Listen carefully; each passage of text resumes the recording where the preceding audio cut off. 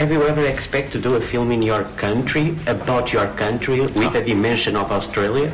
No, I mean, it's beyond imagination, really. It's on many levels. I mean, 30, 20 years ago, the idea that a Hollywood studio would see the wisdom financially, let alone creatively, in financing an Australian movie to that level, it was kind of unheard of. But Baz was at a certain point, and people like Nicole, and I think the Australian cast and crew, and just to be there at the right time, the right place, the right time was amazing.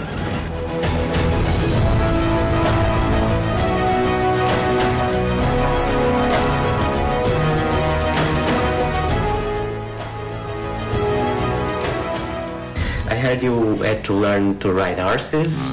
It took 1 year. Is it true? Well, the filming was almost a year long. We filmed for 9 months, and I rode every day. But I probably rode every day. I rode every day for about 7 months prior to shooting. So, if you add those two together, yeah, sure. Whatever that is.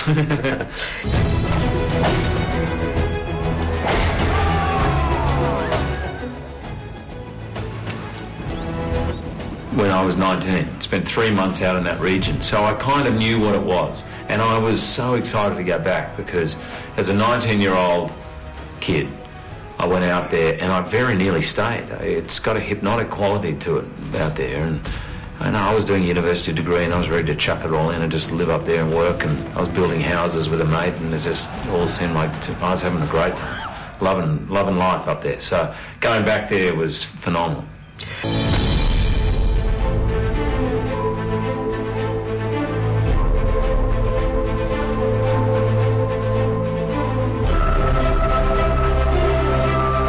Do you feel in any way identified with the drover? It's different from me, but there are elements of him which are, well, I told you when I was 19 I very nearly stayed up there, so there's a part of me, maybe a fair way back deep down. I mean, I'm a Sydney boy, urban kid, but part of me would have loved to have lived out there. I have a bit of a fantasy dream in my mind of how life could have been just living out on the land. I'm kind of glad I didn't, but playing the role was great fun.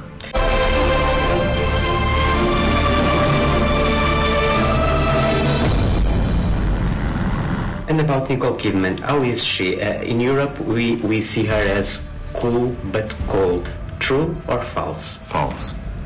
Nick is, by the way, incredibly funny. She's incredibly tall. And very, very tall. That's a good thing. She's got a kind of regal quality to her, and I've known her for many years, and it doesn't really matter if you're at a barbecue in Sydney or wherever we are, there's always a kind of element to her that is regal. And I think that's sometimes why people kind of see her differently. She's an actor in the very classic essence of the word. At times she can be girly, at times she can be tough, she can be everything.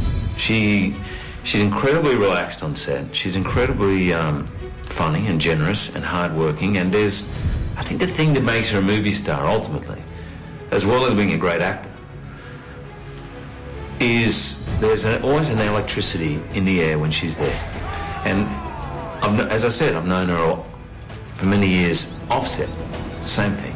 Whenever she's in a room, it changes.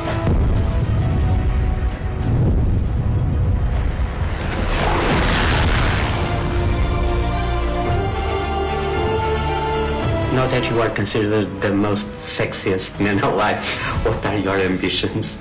I'm retiring. Retiring? I mean, that's it. I don't know where else to go from there. I've worked for 40 years to get that title, and now it's time to go into hiding. Hiding? Well, because from now on I'll forever be compared to that time, and it's only going to be unfavourable, right? You know, can you believe this guy was once there? Look at him now, and yada yada, all that. So, like Norma Desmond, I'm just going to retire to a big old house and watch reruns of my old movies. After the Oscar for the best actor, perhaps? No, that doesn't matter. It's sexiest man alive. That's what matters. Okay. That's it. Good. Thank you.